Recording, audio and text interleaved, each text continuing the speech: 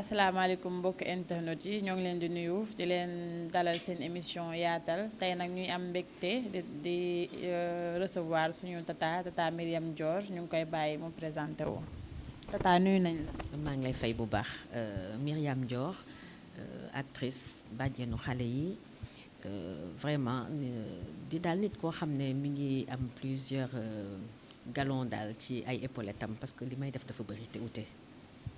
d'accord li ngay def bëri na mais ñu bëri ci série yi lañ la xamee série bu mel ni Idole nga nekk actrice ñu xamee la tamit ci réseaux sociaux yi nan la sa intégration ci biir cinéma bi demee. dafa am bés ñu ooma pour benn publicité bi ma demee def publicité bi ci dommage sax jàllul mais moom fa laa commencé vraiment am virus cinéma bi j'ai vraiment aimé journée boobu et que depuis lors bon ma ci laa intégré milieu bi daal laa mën a wax c'est à travers une publicité non diffusée. loolu c'était quand ban année la woon. Je pense qu'il y a 4 ans. donc ci 4 ans yooyu lañ commencé di gis tata Myriam ci écran bi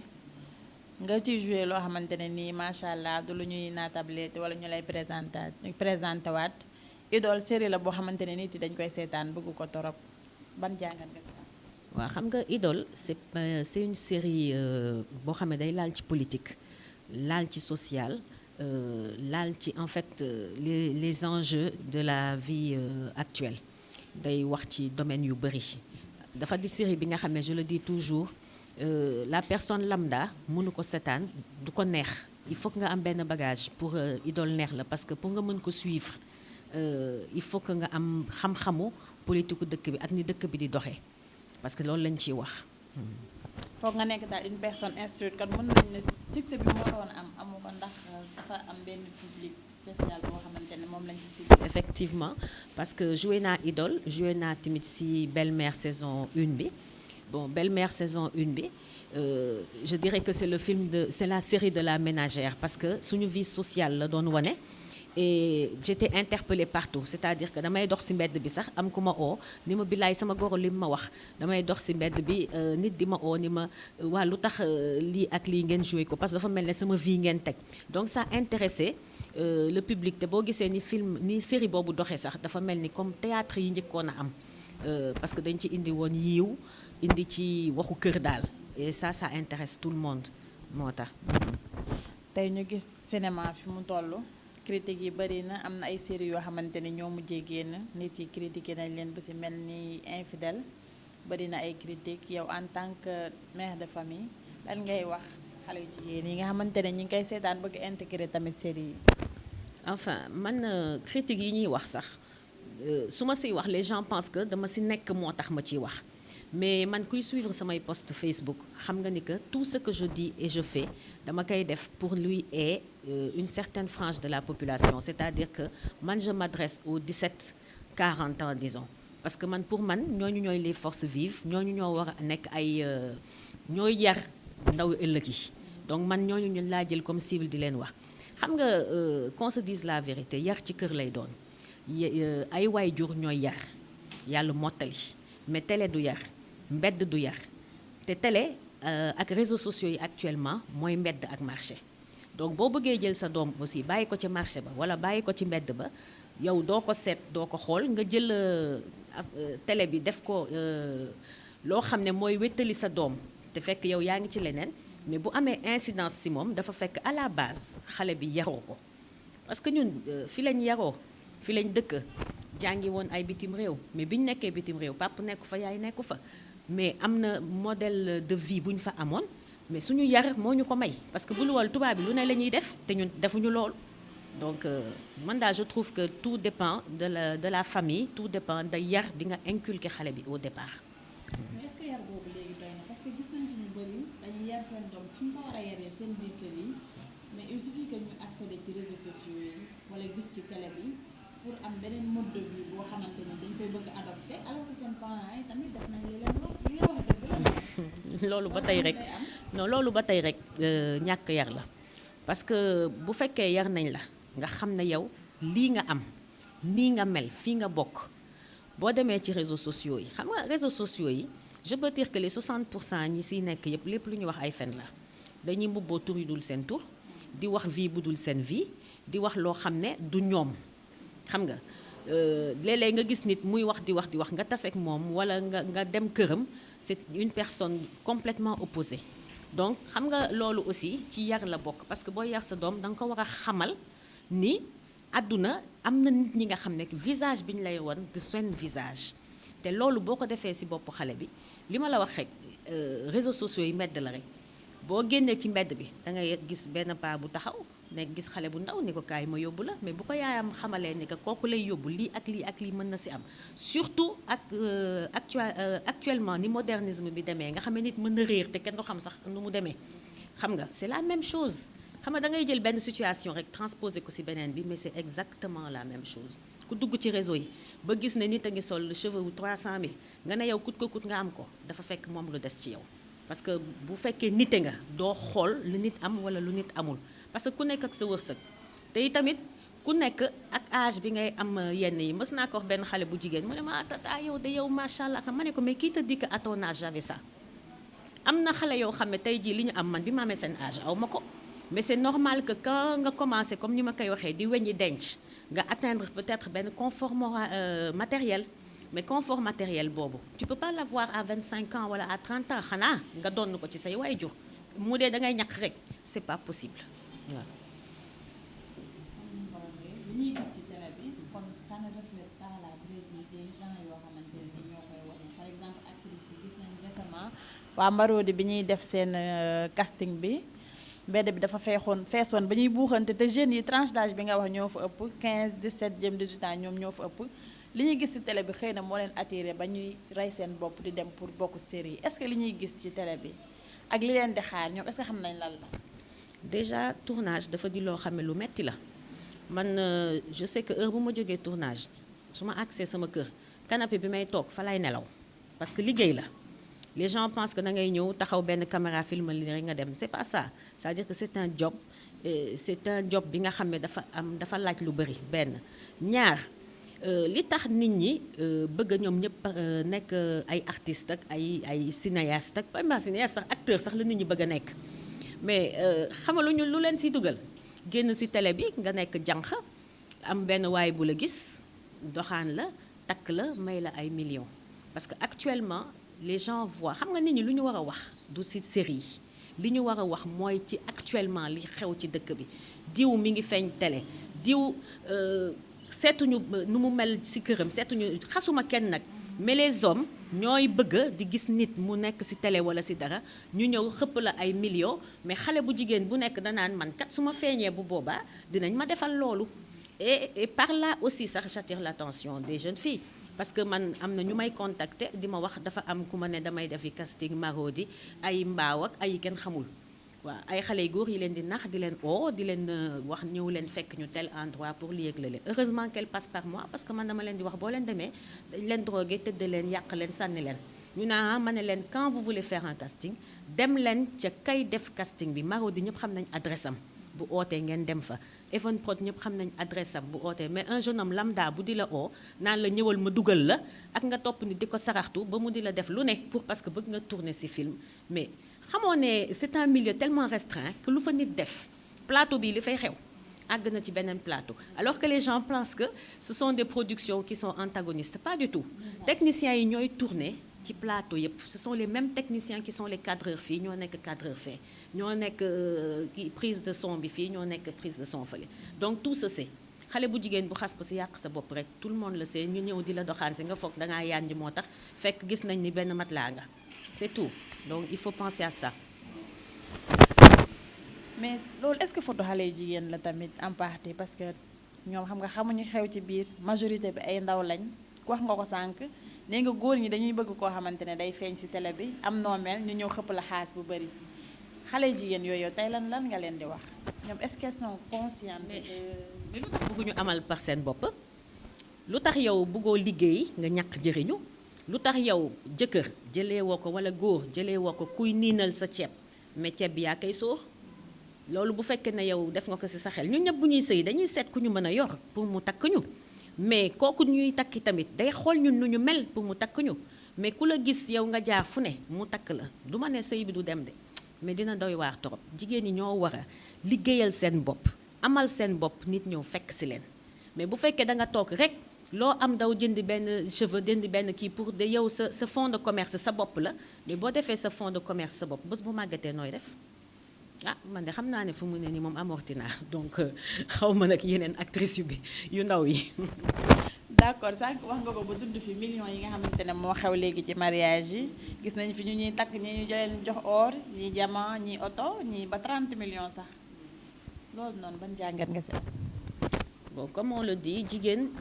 amul valeur man du ma ne sax jigéen amul valeur c'est-à-dire que jigéen kenn mënul natt valeur am daal mais man je dis que nit kenn mënul natt valeur am di góor ak di jigéen jigéen boo koy takk war nga def ci moom c'est parfaitement normal mais aussi nañu waxante dëgg famille yi fi nekk démb ak barki démb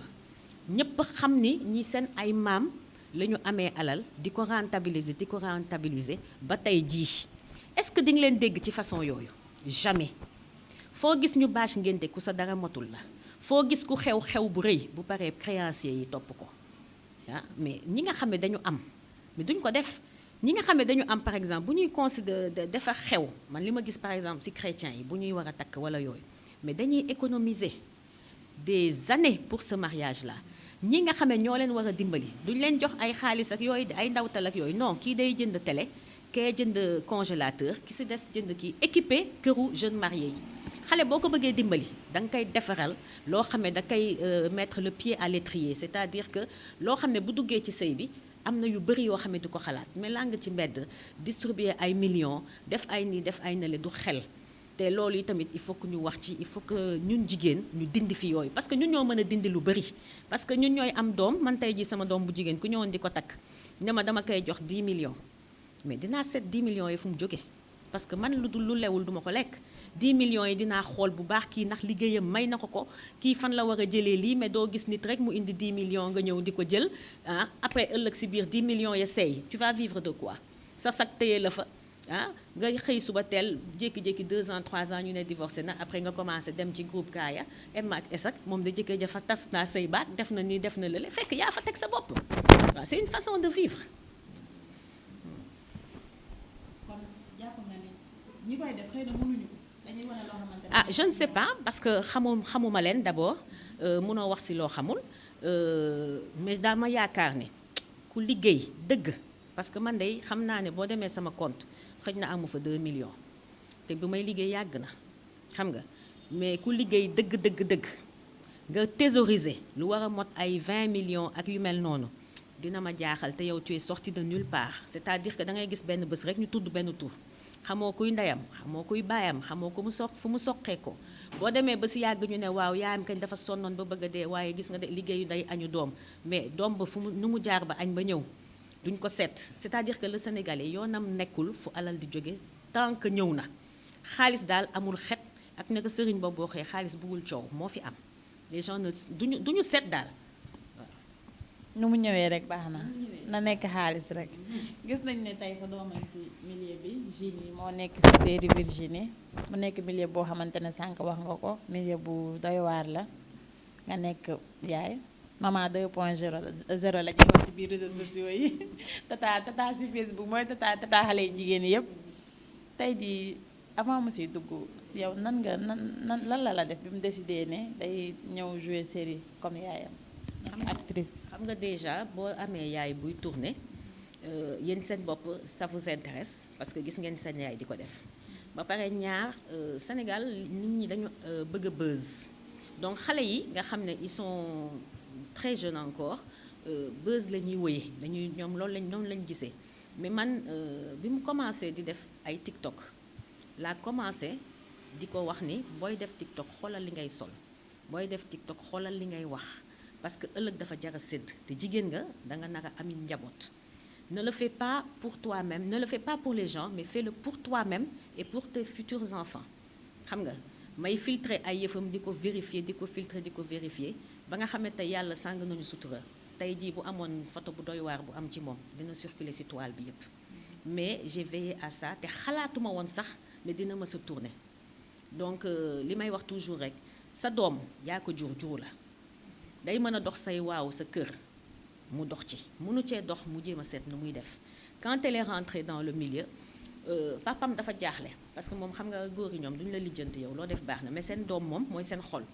donc il a commencé à di dugg ci net bi di xool mais léeg-léeg mu ne ma waaw mais xoolal kii li mu bind nii xaw ma la ma ne ko xam nga lan la yow naan doo xamoo da ngay bàyyi rek man may gérer ces gens là dañuy jël ay anciennes photos def ay montage di ci wax li di ci wax la le c'est leur job mu ne ma ne ko mais yàlla suturaal nañu ba nga xam ne xale bi man dès le bas âge que muy moom que muy frère am musuma nangu lu indécent ñu di ko bind wala ñuy am leen lu ñuy wan lu seen di xarit di def c'est pas mon problème nee naa la ku topp sa xarit na doon sa kilifa na la fayal école na la yor na la defal lépp mais tant que maay fay école maay dundal te ba tey nii mi ngi am ay cachet maa koy dundal maa fay école am maa koy solal maa koy defal lépp parce que sa doom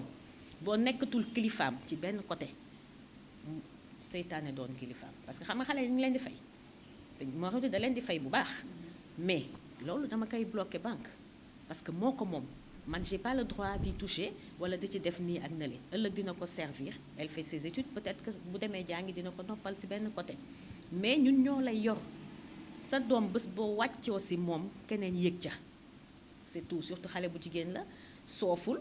nit ñaa ngi marode ah bés bu jot nga dégg ay diw de oh na ma xaw ma la ak la yooyu yëpp dafay am mais il faut veiller et puis nekk sa xaritu doom man ku ñu xool da ngay xam ne mag ki on est des amis c'est-à-dire que je lui dis que amul barrage sama diggante ak yow et noonu laa mel aussi ci réseaux sociaux yi man awma barrage ak nit c'est-à-dire que su ma nekkee ak yow tu as 12 ans j'ai 12 ans xam nga tu as 20 ans j'ai 20 ans man yàlla may na ma nekk caméléon ci âge ku ma nekkal bu dee pas nga am 70 ans damay adapté wu ci sa âge nekk ak yow bon loolu ma may chance aussi.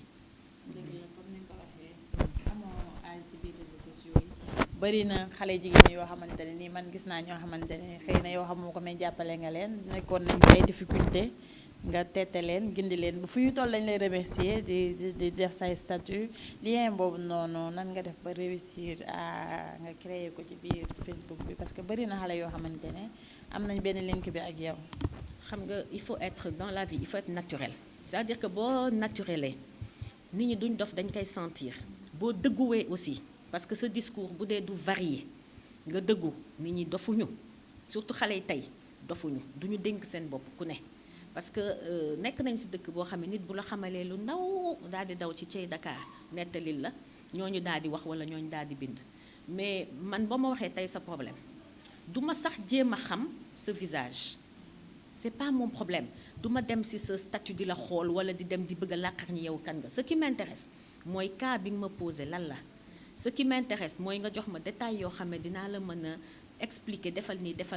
nga kii am na ku ma wax keroog ne ma yow man mère daal jaaxal nga ma yow toujours yaa ngi ci réseau yi maa ngi lay gis ngay connecté ay 3 heures du matin ma ne ko boo ma gisee ma connecté 3 heures du matin fekk na 3 heures du matin boobu maa ngi réglé sëy bu nar a tas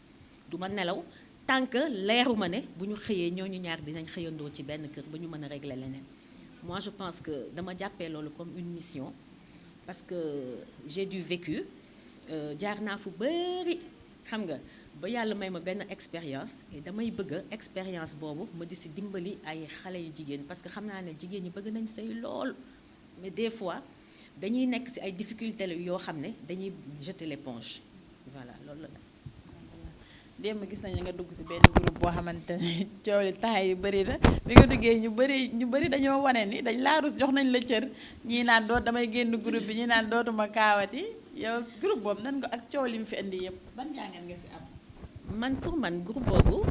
du groupe bu bon comme ñi ko nañ di présenter naan ay jëwkat lañu ay sorcières lañu ay lii non groupe boobu dafa baax xamul tax mu baax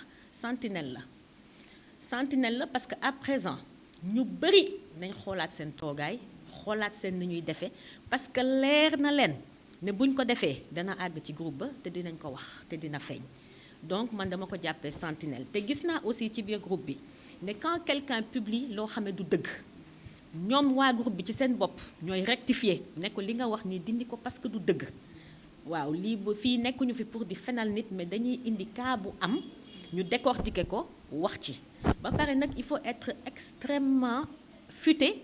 pour di décortiquer cas yi parce que man de wax dëgg yàlla premier jour ma si duggee ba 2 heures du matin nelaw ma ma naan waa kuy AS waa kuy xawma lal chez mi xale yi daal ñoo bon waa ñii daal du ñu wax ji tu vois tellement j'étais intéressée et captivée ma koy wax keneen le lendemain mu ne ma maak yow a yem ma ni tamit nelaw ma ba fajar ndax topp kaa yi donc nit ñi nuñ ko gisee man gisewuma ko noonu d'ailleurs c'est pour ça sax ma yëglu ne maa ngi ci biir groupe bi parce que gis naa ni que bëri na coow ñu bëri ñi leen di xas ñi ngi ci biir groupe bi ñu bëri ñi di wax ñi ngi ci biir groupe bi j'ai voulu faire savoir que maa ngi ci biir groupe bi musuma ci wax nag parce que duma ci wax yaakaar naa ni du sama cër ma di ci wax mais des fois damay dugg ci groupe bi gis ñaari nit ñoo xam ne ñi ngi waxante di xuloo même su ma la xamulee damay dem sa inbox fexe ba waxanteek yow ne la bàyyi coow bi lii ak lii ak lii jaru ko dem ci keneen ki wax ko te xale yi may nañ ma cër bi nga xam ne su ma waxee ñu ne ma maman bàyyi naa loolu rek vraiment maa ngi ci sant yàlla bu baax a baax nañu bàyyi di diaboliser naan ay sorcières bu ñu def ku deful kon toppkat 221 moom baax na ci dëkk bi mi ngi tax ñu bari di régler léegi. am na ñu muy régler de am na ñoo xam ne moom balaa ñoo defati dinañ ko xoolaat bu baax a baax. duñu jeexal émission bi te waxuñu démb la woon journée internationale de lutte contre les violences faites aux femmes 16 jours d'activisme yi nga xamante ne Union européenne lancé na ko pour ñu lancer ay messages di def ay formation ak yëpp pour xale jigéen ñi yow ban message ngay lancer xale jigéen yi nga xamante ne tey elles sont victimes de viol peut-être elles ont été frappées wala battues wala traumatisées wala harcelées te amuñu courage génn ci mbedd bi wala dem ci kenn ku mel ne tata Myriam wala ñu dem police pour wax ak moom parce que ñu ci bëri xëy na am nañ kersa bu ñuy dund yenn métit yi wax ko seen parents yi dañuy am complexe bi yow lan nga leen di wax. il faut libérer la parole gis nga boo amee lu la metti tant que waxoo ko dalay ronger moo tax il faut toujours que bu la dara dalee nga xam d'abord ne yow tu n'es pas coupable xam nga ki nga xam ne moo def lu bon moom moo war a nëbbatu mais ki nga xam ne dañ la def lu bon yow tu n'as absolument rien fait que ce soit devant les gens que ce soit devant Dieu defoo dara lu bon ka nga xam ne moo def lu bon kooko am pour nëbbatu donc yow libère ta parole waxal liñ la def waxal ki la ko def bu dee da nga am jëkkër muy fanaanoo di la dóor xëyal wax ne kii daf may dóor nit ñi ut ci solution waaw bu fekkee ne da nga am sa kër benn xale boo xam ne wóor na la ne sa jëkkër wala sa frère wala frère am wala ne keneen ma ngi koy jëriñoo wax ko xam nga il faut que jigéen ñi jàppalante ci seen biir il faut que jigéen ñi nangu ku leen di wax ci sutura c'est-à-dire que lépp nag lu ko yàq mooy les gens dañ lay xamal dara nettalil la ko te nettali boobu la ñu bëri di ottu pour ñu vilipender leen mais am na ñoo xam ne ils sont là ce sont des acteurs sociaux yoo xam ne loolu seen liggéey la comme les assistantes sociales comme l'association des femmes juristes comme le groupe Dafa Doy ñoom ñëpp dañ fi nekk à l'écoute de ces gens là te lépp lu fa xew fa lay yem yow bu fekkee bëggoo ñu vulgariser ko kenn du ko vulgariser mais dinañ la dimbali ci ay psychologue di waxtaan ak yow ba nga xam ne yow di nga reconstruire sa bopp nekk beneen nit et ça c'est important mais je voudrais aussi balaa leneen tamit di am ñu wax sur les violences subies par les femmes faites par les femmes parce que jigéen ñi tamit ñi ngi violenter seeni moroomu jigéen ci anamu benn socialement muy yebbi bi waaw muy nuñ ko xatee sax nga nekk seyaan ñu jël liggéeyi kër gi yépp yenn la ko ngay bale di fóot di ménage suba ba ngoon mademoiselle la fille de la goro aj la ay tànkam toog fële pour lan kër nit ñëpp fa dëkk képp ku fa dëkk di nga tilimal képp ku fa dëkk di nga lekk képp ku nga dëkk di nga naan bon pourquoi doo raxas pourquoi doo togg pourquoi doo ménage ci kër yi nga dëkk les tâches doivent être réparties jamono boobu dafa war a passer parce que sax ak modernisme bi dañ dem ba nga xam ne jànq kenn mënatu ko jël ndax jànq yi cher nañu moyens yi ne suivent pas mais ku xëy defaral li nga war a defar xëy liggéey sa liggéey ma jël benn doomu jàmbur teg ko lu ne bon bu fekkee ci famille yu tane yi la sa jëkkër par exemple jëndal la oto sa goro di rey boppam alors que moom bu ñu ko defalee doomam elle est parfaitement d'accord man loolu laa xamul pour lan il faut être juste ñun jigéen nañu juste entre ñun te yéenante lu baax tey jii yow boo amee benn promotion ma kontaan ci xam nga te xam ne li may wax wërsëgu jàmbur day law yow mën nga am dara ma yaakaar ni di la ko soxore alors que si yow li nga am man mën naa ci jaaree am si benn bienfait donc nañ setaat suñu bopp daal ñi ngi xas góor ñi mais ñu ni tamit ñu doy waar lañu. juste pour apporter benn peut-être nga leeralaat ñu parce que nee nga violence faite aux femmes par les femmes li nga wax si biir néegu sëy nit bu ñun bu ñu sëy ji loolu la ñuy yebee boo demee dangaa war a sëy ñu la teg danga ko war a nangoo parce que jigéen noonu lay sëy yéen seen temps yaakaar naa ne noonu ngeen doon sëy ñun suñu jamono bu ñuy dem tamit suñu yaay yi loolu lañ ñuy yebee est-ce que du paradoxe tamit nga dem ñu ne la sëyal nga dem ne yenn yi doo ko def bu boobaa dañ lay xas. Encore une fois ça dépend de l'éducation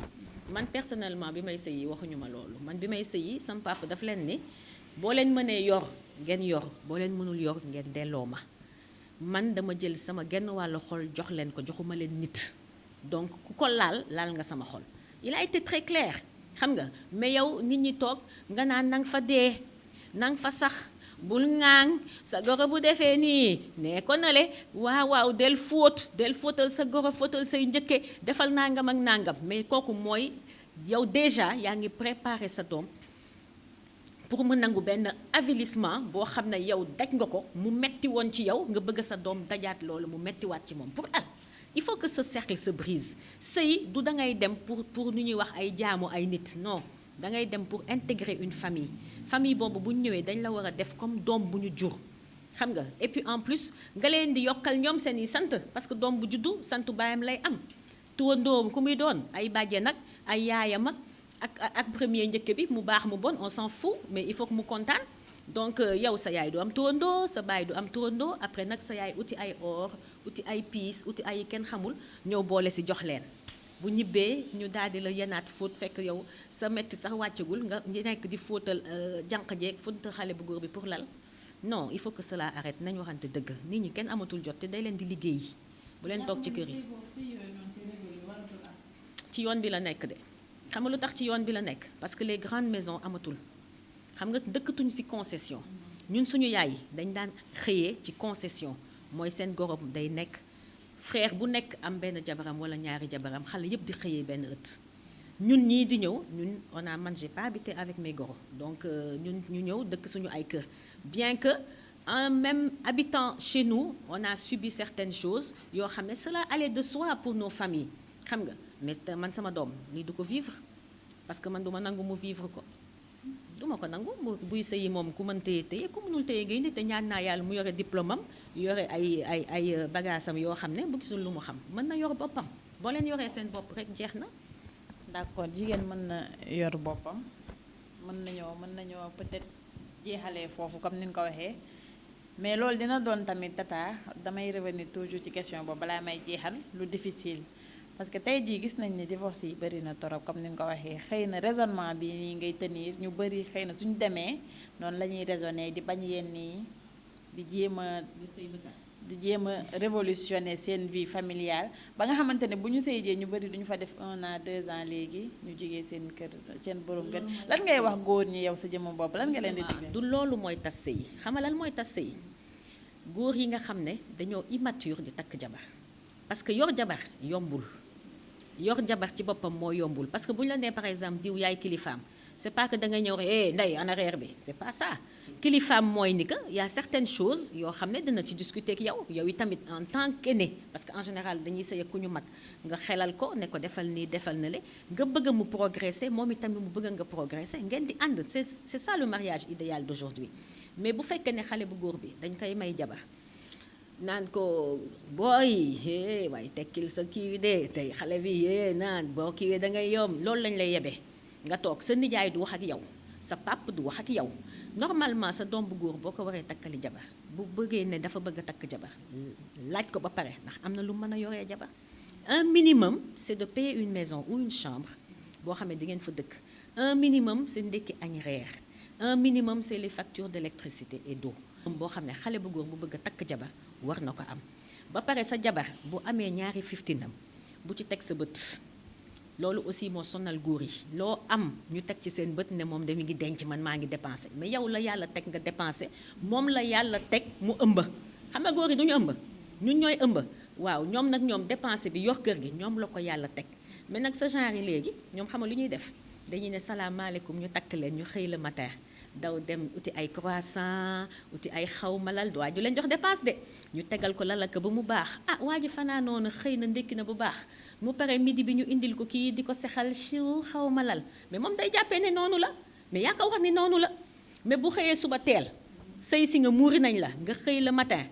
ni ko waaw ana dépense su kër gi dana xam ne dafa war a joxe dépense bu bëggee ndékki nga ne ko indil dépense dina xam ne dafa war a joxe dépense bu bëggee añ nga ne ko indil dépense te góor boo dencal ne t'en fais pas xaalis faw mu dem bu demul séew rek dem feneen.